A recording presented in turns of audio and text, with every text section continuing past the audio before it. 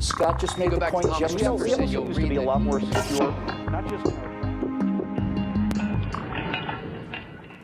PayPal says it will not open a new facility there, and Bruce Springsteen won't bring his tour to North Carolina because of a new law requiring people to use the public restroom that corresponds to the sex listed on their birth certificates. Has North Carolina stomped on civil rights? And do these kinds of economic boycotts actually help the cause?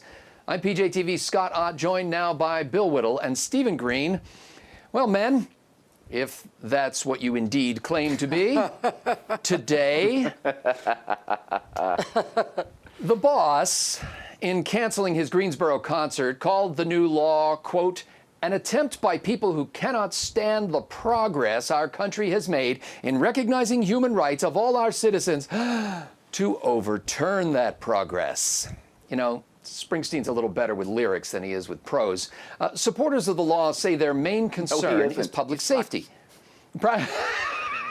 There's chocolate and vanilla, you know, that's why they make both. The supporters of the law say their main concern is public safety, primarily protecting women and children from individuals who present as men, but show up in a room that has no urinals to leak among the ladies. Now, Springsteen says this cause is more important than a rock show, and he'll refund all the ticket holders. Meanwhile, PayPal, the online bank, scratched plans for its new 400-employee global operations center in Charlotte, North Carolina. Ironically, the new law was triggered by a Charlotte ordinance allowing restroom use according to the sex with which one identifies. Now, PayPal CEO Dan Schulman said, quote, the new law perpetuates discrimination and it violates the values and principles that are at the core of PayPal's mission and culture, end quote. Well, Stephen Green, isn't it good to see corporations and entertainers standing up for liberty? And how effective do you think these economic tactics might be in forcing North Carolina to legalize bathrooms and locker rooms that are genital neutral? You know, there's nothing liberty-loving about bossy pants, especially, you know, billionaire bossy pants. I had there's a story, this has got to be 10, 12 years old now, that is stuck in my mind all of these years. And it's Michael Moore, you know, the alleged documentary filmmaker. He was visiting Humboldt County, and the reason that I read the story is because, you know, I lived up in Humboldt County, California for about 4 years.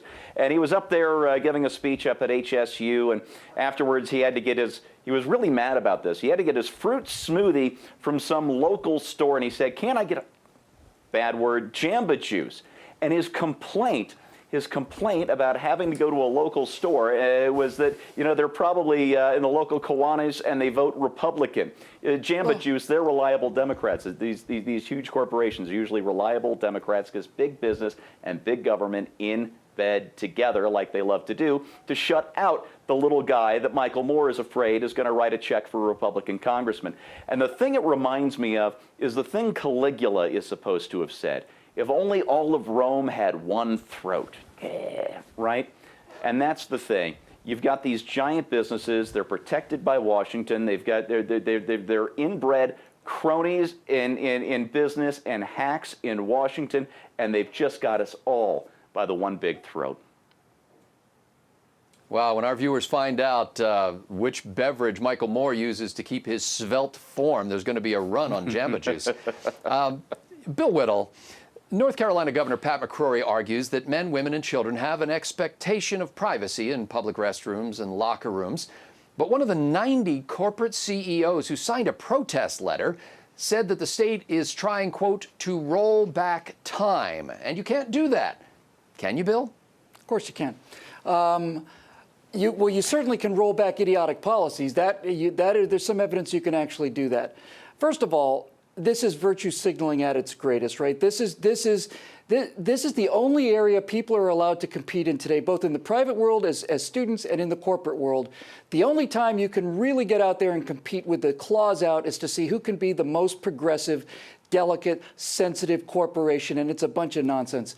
Look, when I first heard about this law, I made a joke about, I said something like, you know, if this had happened when I was in high school, I would think maybe this is not such a bad idea, you know? I may have to find myself having some questions about my identity and end up having to take a shower with the cheerleaders, you know, just because I'm just confused. I just don't know who I am and why I'm there.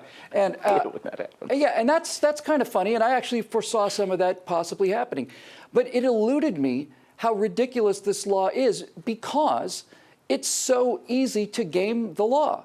And it is so detrimental that it is so easy to game the law. What I mean by that is, look, if you forget being even well, you're going to be a pervert, but forget being a pedophile. If you decide that you want to go into a woman's restroom and hang out there for a couple hours because you're a little creepy, you're legally protected by doing that under this ridiculous, insane law. I identify as a female. Well, you look like a man to me. Yeah, but that's not what counts. What counts is I identify as a female, so too bad for you. I'm just going to hang out here by the paper towel dispenser for the rest of the day.